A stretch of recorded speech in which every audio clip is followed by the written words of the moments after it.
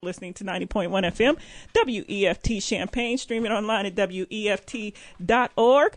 I am in the WEFT studios with Dr. Eugene Barnes. We've had him in before, and author Ruthann Wilson, who has written a practical guide to pursuing an authentic path.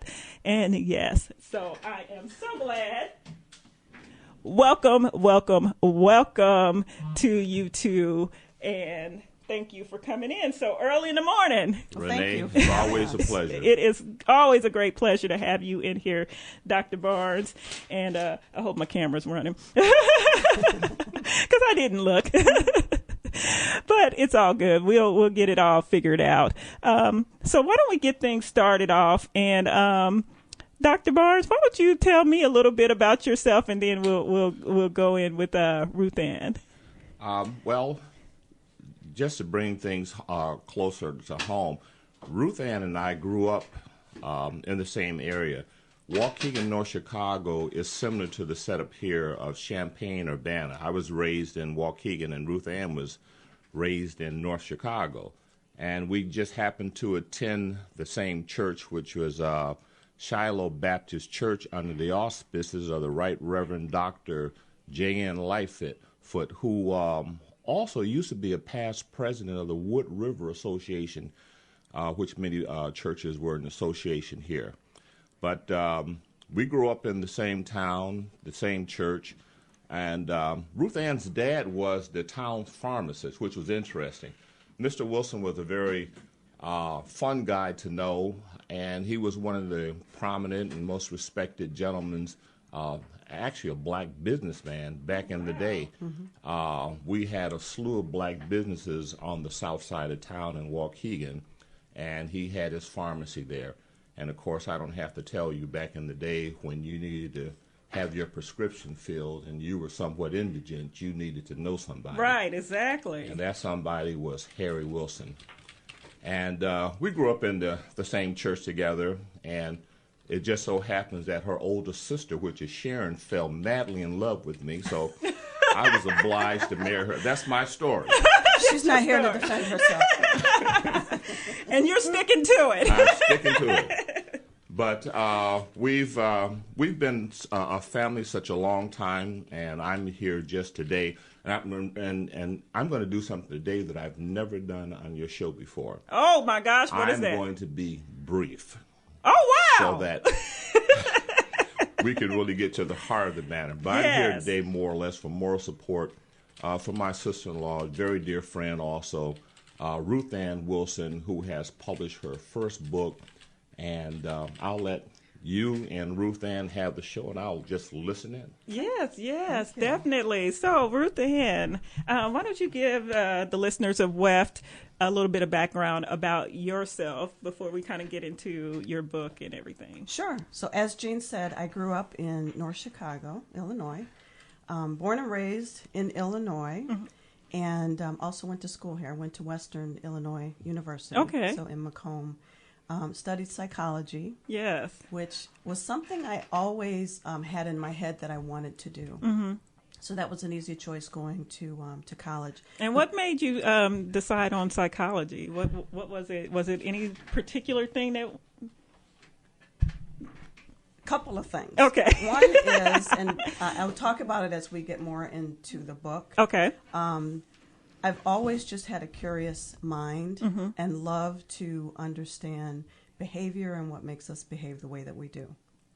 So part of going to school for psychology, my goal was to be a psychologist. Mm-hmm. I really wanted to work with children, just because of some of the things that I share in my book about my childhood and mm-hmm. a little bit of pain there. Yes. Wanting to help. But I did. I finished up school. I got my psychology degree, and then I needed to get a job, and then I got in the business world, and mm-hmm. then I just kind of never went back to psychology formally. Mm-hmm. But always, if I walked into a bookstore, that's always the section that I went to. So it's still been in my heart mm-hmm. In terms of psychology. What do you like about people's behaviors? Because when I think of psychology, that's what I kind of think of is the art of people's behaviors. I like to know what's behind the behavior. Mm-hmm. So actually, my career has been in marketing research and insights. Mm-hmm. So kind of using that psychology background, but more in the business world. Yes. Where we understand what consumers are buying, but more importantly, why they're buying it. Mm-hmm. So getting into their heads, going into their homes, seeing how they live, seeing if what they say they do is actually what they're doing at home. Yeah. So I did get to use my psychology, but just in a business setting. In the business world, Yeah. which is a microcosm of the real world. Exactly. Okay, so let's continue on. And you did mention a little bit about some things that were in your youth, and I just want to read a selection from your book that talked about you shifting from a certain mindset. And it says in I would call it the prologue, as a novelist. This reawakening helped me shift the disempowering belief that I was fundamentally flawed to a more empowering belief that I have a divine design that includes the gift of introversion, an innate ability to be self-reflective, introspective, and insightful. I learned to embrace the aspect of myself that I thought was fundamentally flawed as a part of a greater plan and purpose. I stopped trying to fix myself and started exploring what was true for me from a spiritual perspective. So in your youth, here you are, this kind of quiet, shy person, and you thought you were flawed. I did. And what was it about that made you feel? What about your growing up that made you feel like something was wrong with you? So I've always been quiet by nature. I'm also a very deep thinker. And as far back as I can remember, I was contemplating the world and trying to find context for my life. And when you're busy thinking, you're not talking. Right. And so a lot of what people saw was somebody who was extremely quiet, but I was thinking and processing as opposed to talking. And I'm also a very good listener. And, you know, when you're young, people make comments, oh, she's so quiet. Oh, why is she so quiet? Oh, she's still so quiet. And it just kind of went on and on and on. And if you hear it enough, you start to think, there's something wrong. And I kind of took that in to think my quietness, I needed to overcome it and become someone else. And then that became my journey. How do I become someone else? And in the process, I kind of lost myself. And I lost touch with what I say is that divine design, because I do believe we all come into this world fully equipped to live the life that God wants us to live. Yes. I truly believe that. And so once you start pretending and wanting to be something else and not embracing who you are, you're living someone else's life. Right. And that's kind of how I started feeling. Yes. I remember listening to Oprah, and I think it was during the last 21-day meditation, and she had talked about how when she first entered into like news and television, she wanted to be like Barbara Walters. So she was going to try to be like Barbara Walters. And then she realized that she can do herself way better than she could do Barbara Walters. That's true. And so here it is, 25 years of the Oprah show. Now she has her own network. And it was like, I'm glad you figured out that you can do you way better than Barbara Walters. Exactly. But I think that is something that a lot of us tend to do. We feel like that something's wrong with us. So then we try to transpire that onto a different personality or something like that. And then at some point it doesn't seem to work. So at what point in your life did you say, okay, this is not working? I felt conflict in that I had kind of said, okay, maybe there's something wrong with me. And I went on this mission to fix myself. I ended up reading a lot of self-help books, which honestly, they don't help. Because it's the secret, and you got to figure out the secret. Right. And somebody's going to tell you the 4 steps to getting here or getting there. Yes. it doesn't work, and you end up spending a lot of money, quite frankly, a lot of money and a lot of time trying to fix yourself. Right. And I found myself just kind of spiraling down privately, because most people that know me would say didn't see that side of me. But in those quiet moments at home, in those quiet moments before I would go to sleep, I would just feel sad. And it felt like I wanted more, but I was like confined by that belief that there's something wrong. And unless I can kind of fix this something wrong, I can't move to that next level. Yeah. And so one of the things I talk about in the book is I really, I said just a heartfelt prayer asking, just show me what I need to do to really kind of move past this, as I say, liberate myself from this thought process. And I had that dream that I describe in the book. Yes. And it really was a spiritual awakening for me. And it just reconnected me to that part of me that says, you're not flawed. Right. This is who you are. You need to explore who you are and own it and embrace it.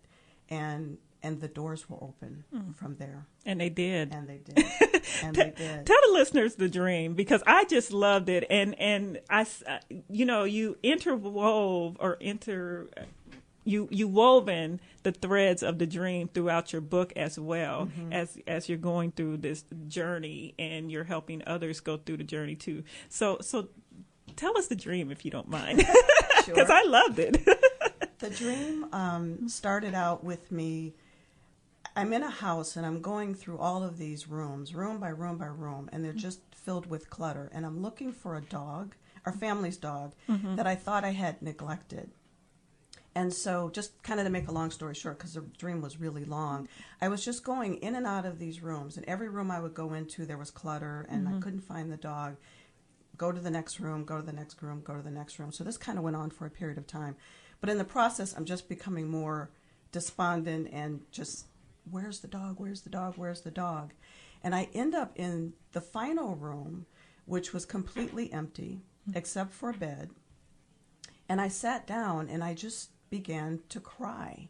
But I was crying over the loss of the dog, because at that point I had just realized I'm not going to find this dog.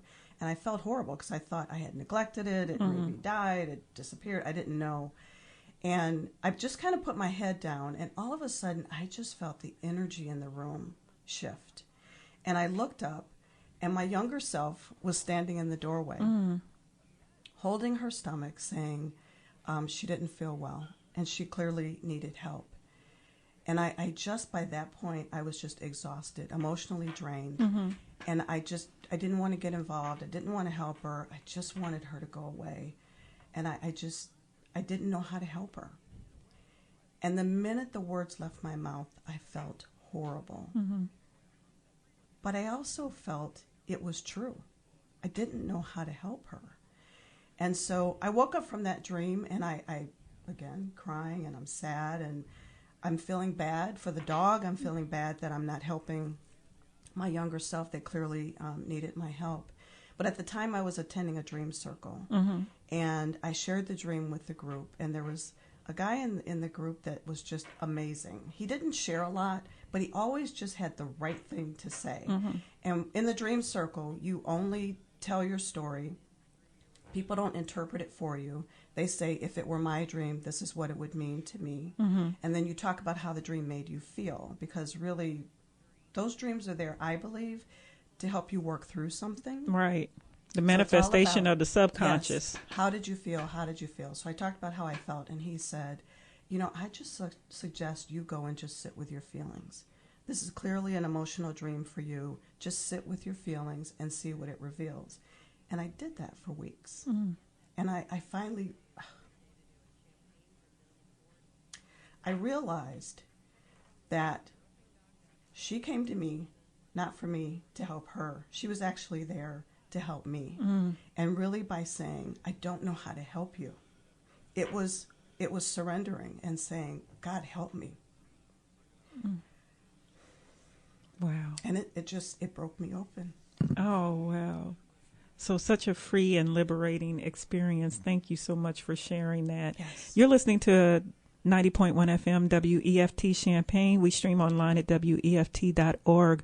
I'm Renee Angelah, and I'm in the WEFT studios with author Ruthann Wilson, and we're going to get to talking about her book, Be True to You, A Practical Guide to Pursuing an Authentic Pathway. Oh my gosh. And she just shared a very, very, I mean, it just kind of hit my heart so much, the dream. And when I read it, I was just like, I was seeing all of these different rooms, and I was seeing this little girl, almost like in a corner, and like, help me. And I know how it feels to be just so emotionally drained, so physically drained, that it's like, I have nothing left. But for you, it broke you open and said, okay, I can go to a higher source and say, God, please help me. So I just love that. So yes, it really, really, really touched my heart. Let's get into your book, Be True to You. First of all, what prompted you to write this book? This will sound very cliche, but my heart. Yes. I felt that it was the right time. I've always journaled, so that's been my way of writing, but always for myself. I never shared my journals. And I just got to a point where kind of that broken open again, and listening to intuition, it felt like the right time. I always knew that I wanted to write a book, but I also knew that I wanted to be authentic in writing it. I wanted to share my own stories. And I know just from, people that I've worked with, I was a part of the prayer ministry at my church, and people that I've prayed with, my story isn't unique. It might not be that somebody felt fundamentally flawed because they're introverted, but everybody has something that has challenged them from their childhood that maybe they haven't worked through. And I really just wanted to be honest and open about my experience. And I felt like at the time when I started writing it for publication, I had enough experience and enough confidence to share. Wow. Because it's a bit of a vulnerable act. Yeah, it is. Write a book. And definitely something where you're sharing your journey. I'm more of a fiction writer, so I tend to sensationalize things, and that still is a kind of a vulnerable experience, but at the same time, it's like, okay, it's fiction. But when you start writing something that's nonfiction and you start discussing your journey and telling your journey, it really is. It's very scary, but then it's also very refreshing because you're like, I got it out. Yes. Yes. So it kind of helped me work through my own process. Exactly. As well. And so one of the things I love about writing is that I find that I'm able to process better when I'm writing things down. And I just attended a writer's workshop over the weekend, and they were doing memoir writing. And that's something I never touched because I was like, I don't have any memories, and the memories I have are bad. So I don't want to do this. But in that, I did process some things, and I also got out some things connected with my daughter. And so I ended up writing like this little poetic, rhyming children's book kind of a thing about my daughter playing in the rain. And I started seeing like bigger pictures of what she was actually doing as I was going through the memories of what she does when she wants to go, when it's raining and she goes outside and plays in the rain. That's beautiful. So that's one of the things I love about writing. And when I was, your book, even though it's like only 100-something page, well, like 60-something pages, it felt like 100 pages. In total, it's 90. Yeah, there we go. Yes, so because the intro, they don't count that. Yeah, exactly. Yes. So, but this is not a book that you can do in one setting. No, I did read it in one setting, and then I was like, okay, I'm going to go back and try to do it because I found myself stopping and just kind of contemplating some of the things and some of the suggestions that you had. One of the things that you start off with is purpose. And we hear that a lot in self-help and metaphysical and all of this other stuff, and inspirational, spiritual guidance is purpose. How do you define purpose? I define purpose as your essence and your reason for being and your contribution to the greater good. So I think of it, and a lot of people think, well, what do I need to go do? And I say, understand who you are, really understanding your essence, because that will inform what you're here to do and how you're going to do it. So a lot of that first chapter is on power and purpose. Yes. And I talk about the power piece because you have to realize that the power comes from within you. And then that helps you embrace that purpose and bring it out into the world. If you're not sure about who you are, it's really hard to show up Right. as your true self. So a lot of the questions that I have there are exploratory to help you kind of figure out who you are, what really is your essence, and that divine design. And again, I just think you don't need to find purpose outside of yourself.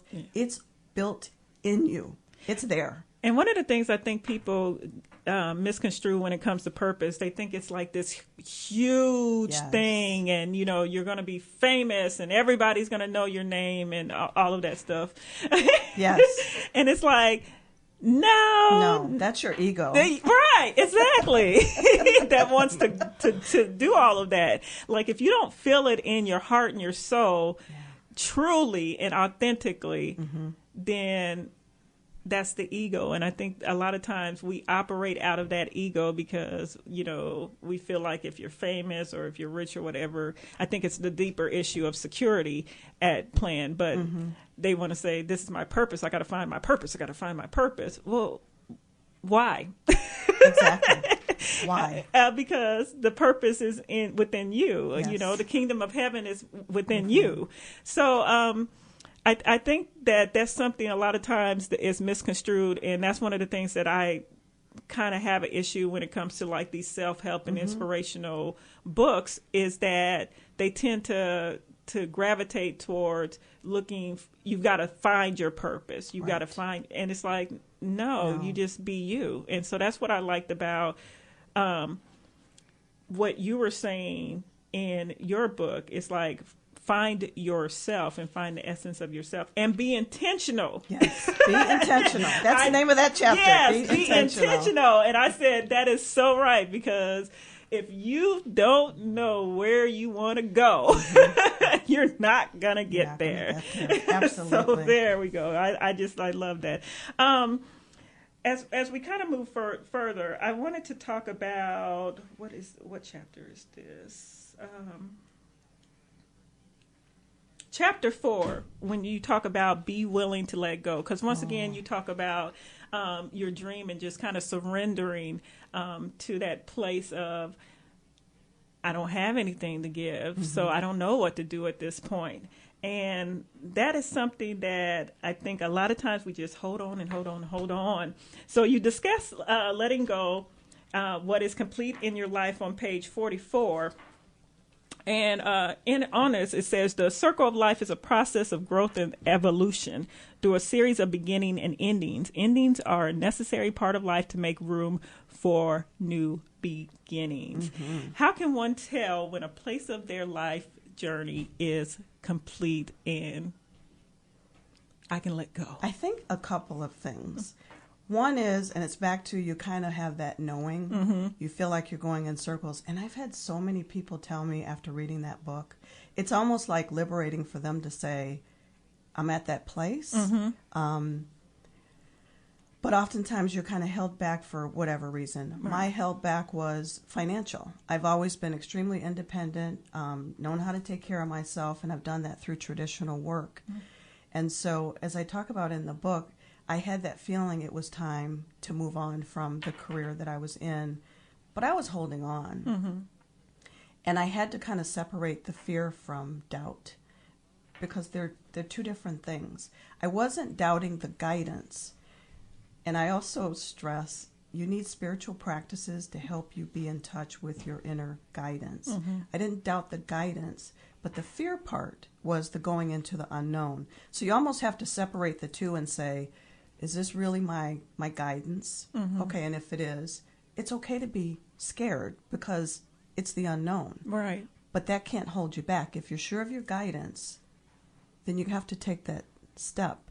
And one quote that I use from Dr. King that I love, he says, take the first step in faith.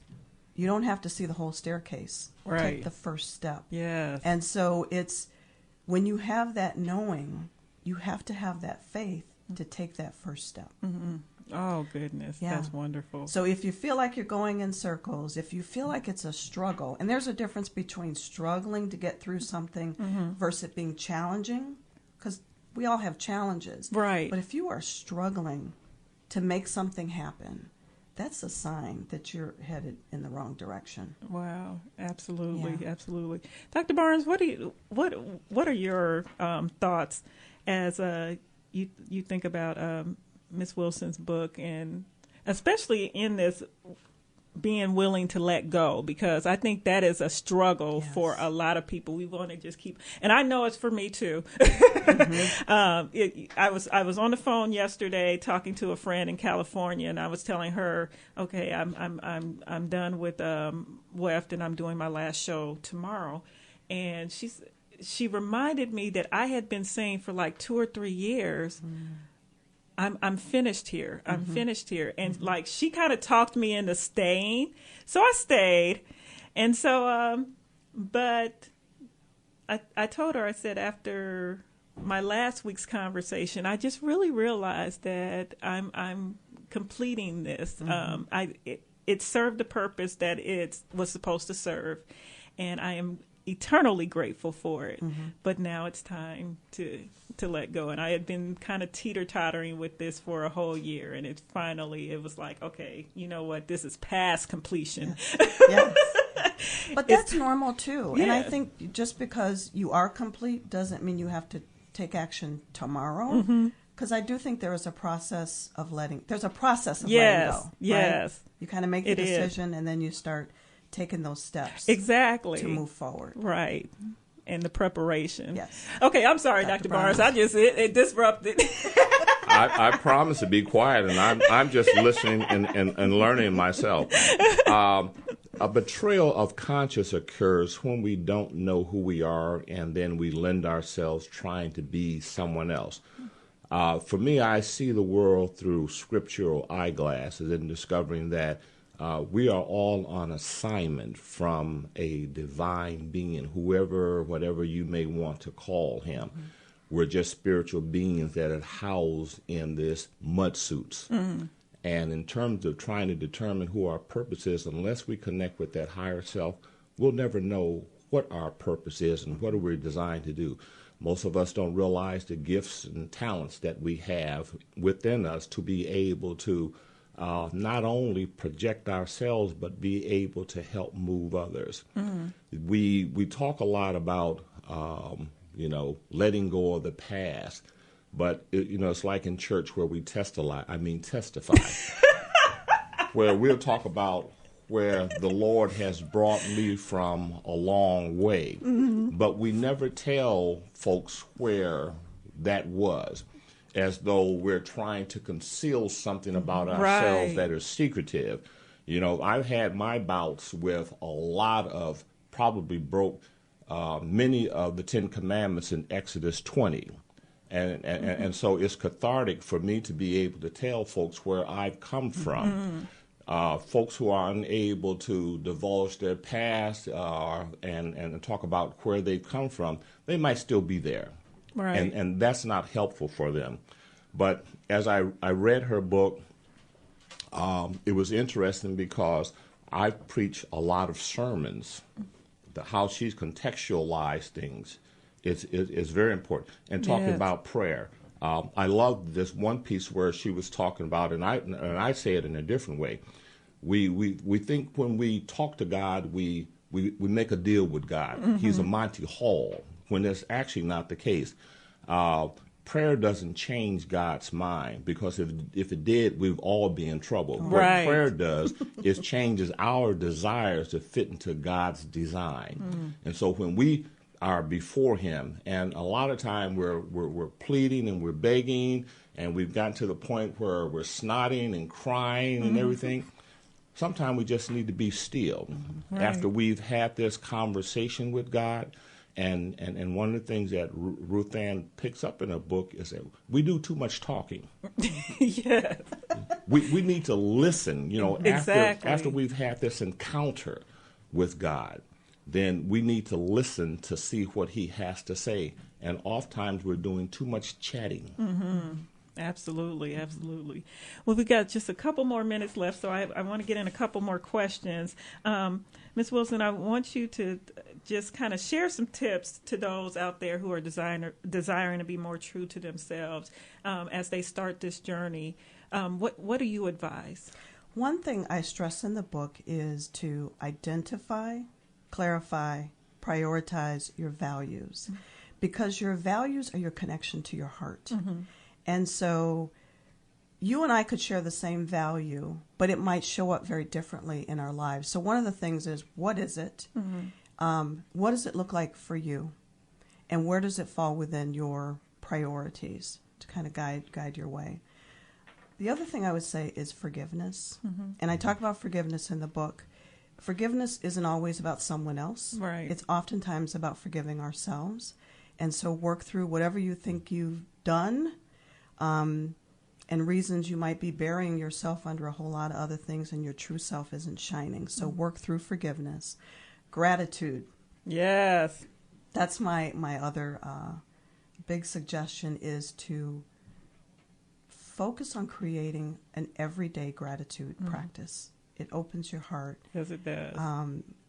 I can't say enough about gratitude. I could talk about that the whole hour, right. probably. I know we could do a whole segment on gratitude. I have a gratitude journal, and when I first started doing it, I just would write a couple of things like, I'm grateful for the sun coming up. I'm grateful for the birds chirping.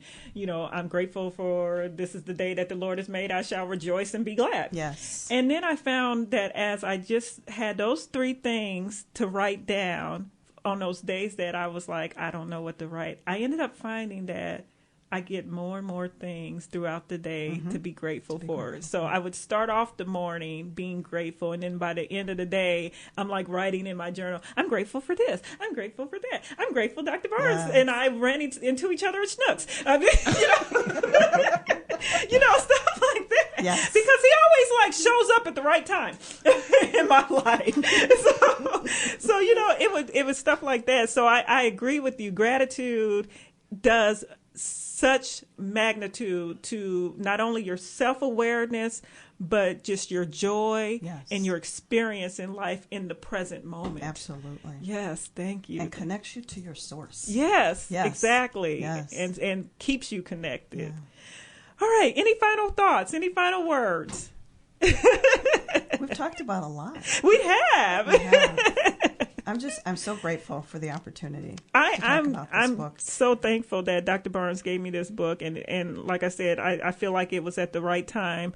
It helped me make some decisions about my life, so I'm thankful. Thank you so much for sharing your experiences and being a connection. Tell us where we can get the book. Sure. Yes. One of the things I want to say, and then I'll talk about where to get the book, is my goal in writing this was to have a nice balance of spiritual and practical. Because one of my frustrations as I read through a lot of spiritual books or self-help books, there's a lot of theory, but they don't tell me how to put it into action every day. Put it into and practice. So people have been surprised. It's 90 pages.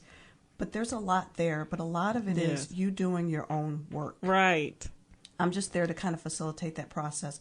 But I really wanted people to feel like it's spiritually oriented, but it's also practical. It's things that they can put into action. Yes, definitely. Each and every day. All right. So it's available at Amazon and BarnesandNoble.com.